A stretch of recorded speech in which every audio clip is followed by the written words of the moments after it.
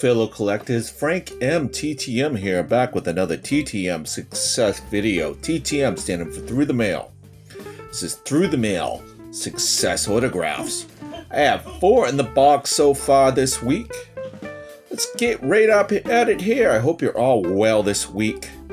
Thought you liked this magazine I picked up here. Hank Aaron, ESPN magazine. I thought it was pretty cool. A commemorative magazine, rest in peace, Mr. Aaron.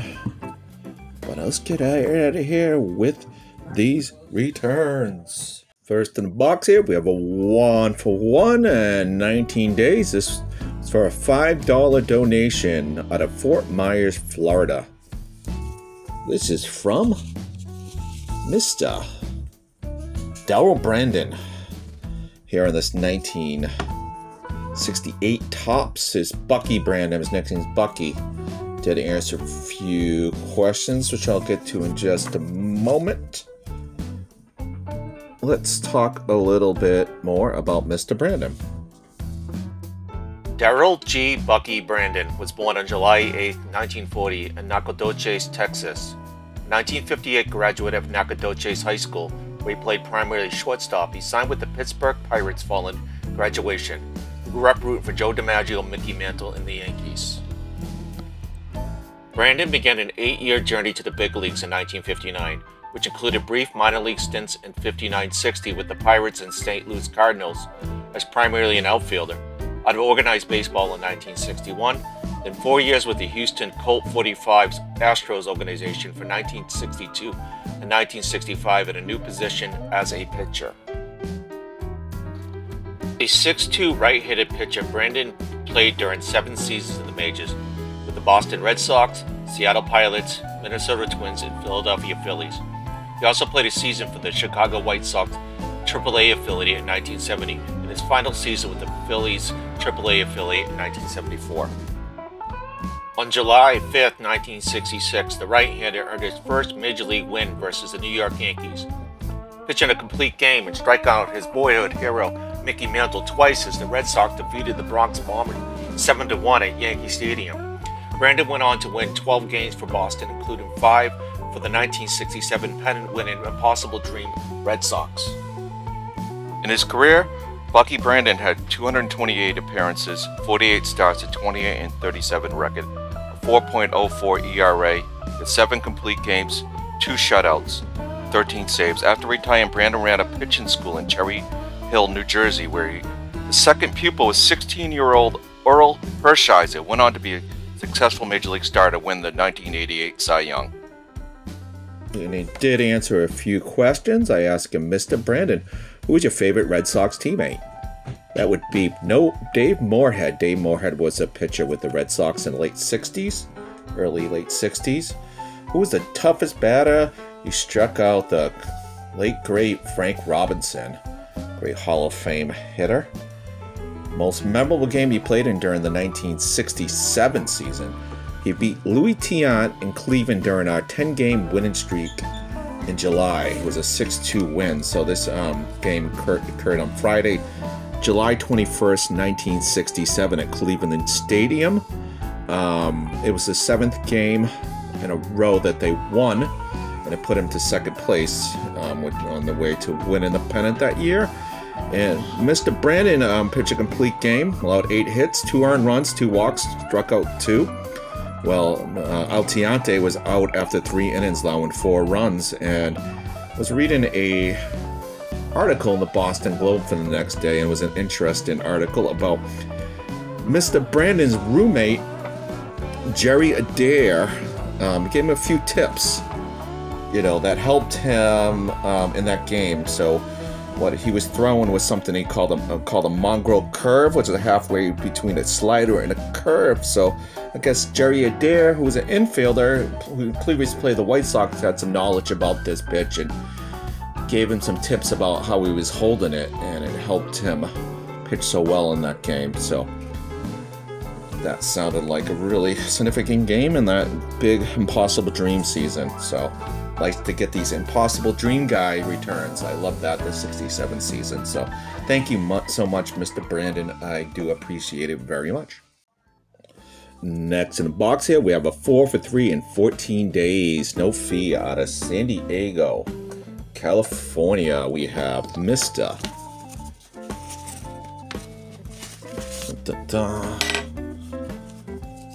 Chuck Rainey. Have some questions there, and he did sign my letter as well. I have it here on the 1984 Topps with the Cubs, and on the 1983 Flair with the Red Sox, and for the set on the 1981 Topps, and I do like that one quite a bit. That looks nice on the 81, just really pops there. Let's talk a little bit more about Mr. Rainey, and we'll get to the questions as well. Charles David Chuck Rainey was born on July 14, 1954 in San Diego, California. Graduate of Crawford High School in San Diego, he was drafted in the first round 19th pick of the 1974 amateur draft by the Boston Red Sox. A 5'11" right-handed throwing pitcher, Rainey played 6 seasons in the majors, mostly as a starter with the Boston Red Sox, Chicago Cubs, and Oakland Athletics. Rainey made his major league debut on April 8, 1979 versus the Cleveland Indians, coming in relief for Bob Stanley on a damp 34-degree afternoon. Taken over in the 6th with a 6-5 lead, he pitched 3 plus 1-hit innings. Bill Campbell relieved him after he walked the leadoff batter in the 9th, and Wild pitched him to second. The runner eventually scored, but Rainey earned a hold. The Red Sox won the game 7-6 in the 12th. Rainey completed his rookie season with a 8-5 record and a 3.82 ERA in 20 appearances, 16 starts. In 1980, he got off to a rough start in April, but earned AL Pitcher of the Month honors in May, winning 5 and losing 1 in 6 starts, posting a 1.62 ERA. Chuck Rainey's best full season was with the Cubs in 1983, going 14-13 with a 4.48 ERA, nearly pitching a no-hitter on August 21st versus the Cincinnati Reds at Wrigley Field, which had broke up in the 9th with 2 outs. For his career, he had 141 appearances, 106 starts, had a 43-45 record with a 4.50 ERA, had 10 complete games, 6 shutouts, and 2 saves. And he did answer a few questions, and I asked you, who was your favorite teammate? So his favorite teammate was Dennis Eckersley, and I believe they would have played together with both the Red Sox and the Cubs, as Dennis Eckersley went to the Cubs in the 80s as well. Tough at bat, he struck out. All hitters are tough, indeed. Do you have any hobbies? What do you like to do? He likes to read. So thank you so much, Mr. Rainey. I do appreciate it quite a bit. And before we move on to the next one, he did sign my letter as well. That's the 4th one as well, so I thought it was pretty cool. He sent back my letter and signed it. Thank you very much, Mr. Mr. Rainey. Next in the box here, we have a 2 for 1 in 8 days, no fee out of Las Vegas, Nevada. We have Mr. Dave Koza. This is Dave Koza. This is a custom card that I made here on this 1981 Topps style. I'm really happy about how that came out. And a nice looking signature and ballpoint pen there. He did answer a few questions, and he did sign the index card too. Best of luck to you, Dave Koza. Thank you for the card. So I did send him one of these custom cards as well, and see, I made it back as well. So let me know what you think of that. I'm happy how these are coming out. It takes a little work, but it's fun to do. Let's talk a little bit more about Mr. Koza. David Wayne Koza was born on September 16, 1954 in Norfolk, Virginia. He grew up in Torrington, Wyoming, where he was a standout in every sport he could play, including football, basketball, track and field, and baseball.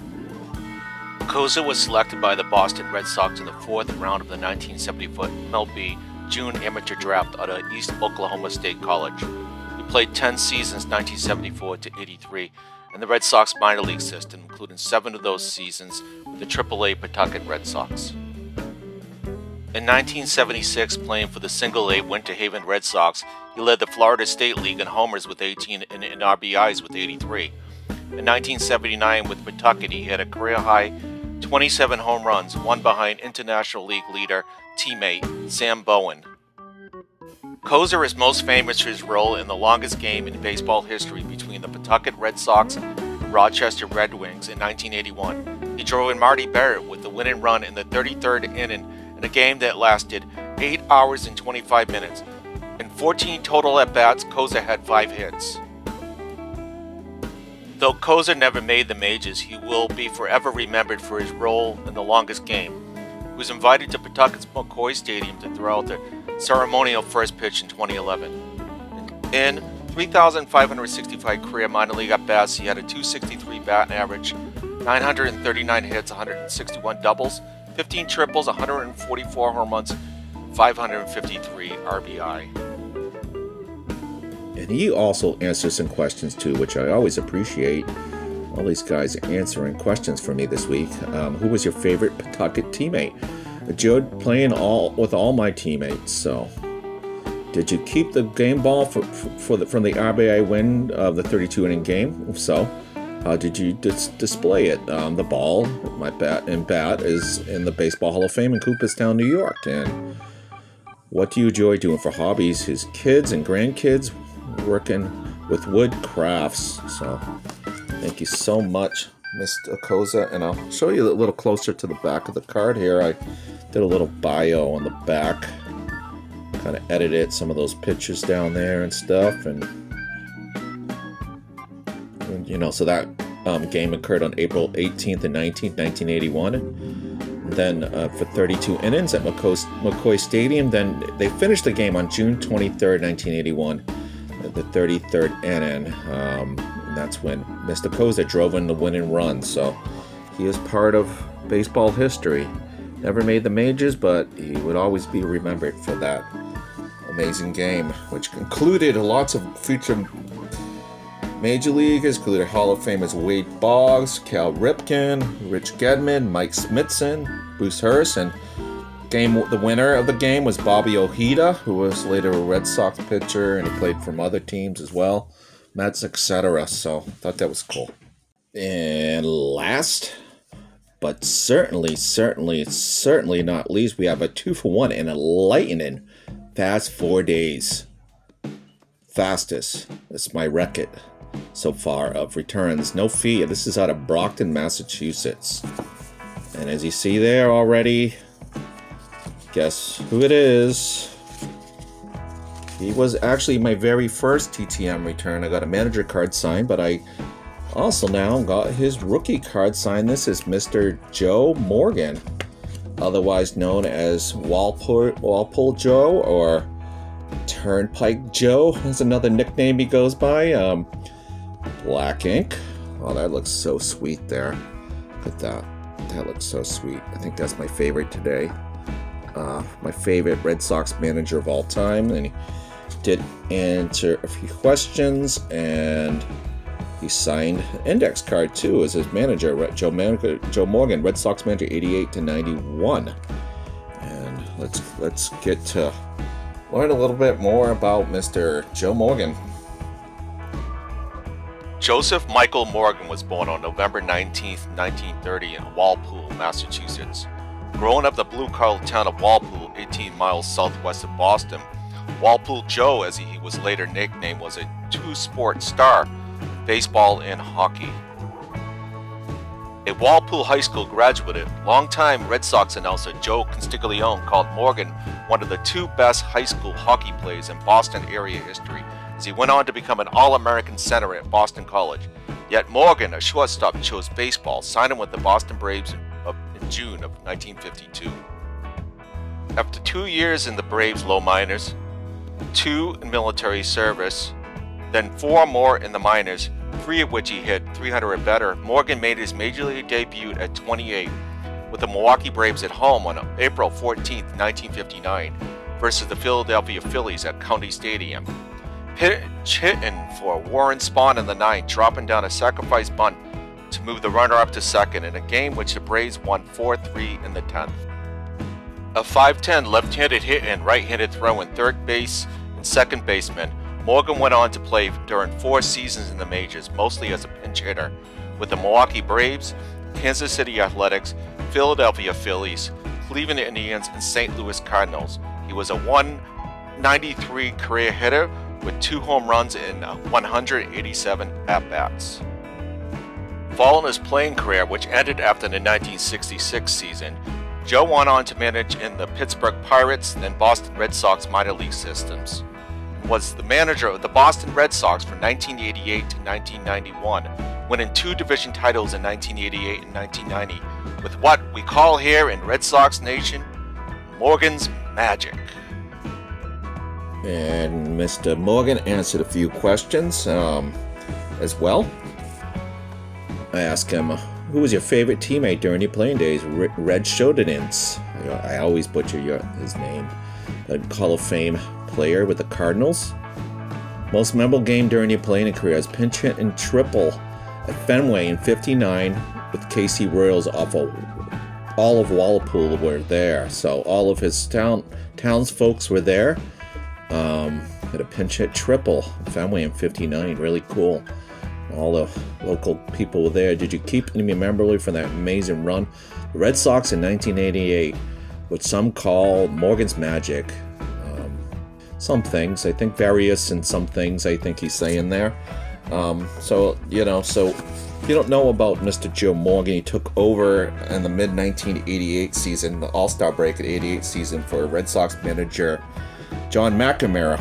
When John McNamara, when he took over for him, the team was at a 43-42 record, 1 game over 500, and they call it Morgan's Magic because of the team just went on a tear afterwards. They won their first 12 under Morgan and 19 out of 20, and in August they had a record 24-game home streak, and they won the division, had an 89-73 record, went on to play the Oakland A's in the ALCS, lost to them, but that was one of my favorite Red Sox managers of all time. And another little fact about Mr. Morgan, his nickname is Turnpike Joe because during his minor league days, his second job was to plow the Massachusetts Turnpike during the winters, so I thought that was funny. One more fact to share about Mr. Morgan here that I forgot to add is that 33 inning game that Dave Koza was the hero of with the RBI hit. Joe Morgan was the manager of that Pawtucket Red Sox team and versus the Rochester Red Wings. And on April 18th of that game, on this 22nd inning, Morgan was ejected. So he's ejected for that game, so he didn't manage the rest of the game. And according to Joe, for a while he watched from a peephole behind the backstop. But we related called Sam was flying through at an enormous rate, so he bailed out. So I thought that was a funny fact to add as well, that Mr. Morgan was a big part of that game as well, although he was gone 2/3 of the way through that game. Anyways, I'm really happy with this return here. Do appreciate it very much, Mr. Morgan. Light and quick return here. Let's thank Mr. Daryl, Bucky, Brandon, Mr. Chuck Rainey, Mr. Dave Koza, Mr. Joe Morgan. I always like to thank as well for my players that had military service. He had military service in the 50s, so thank you for your service. He served in the U.S. Army as well. I forgot to mention thank you for that earlier. Let me know what you like the best out of these returns today. I always welcome comments. I always like to read comments. I always like to interact and discuss, etc. Appreciate it if you hit that like. If you haven't subscribed yet, please hit that subscribe, hit that bell. Until next time, another TTM Success video. Take care. God bless. Peace.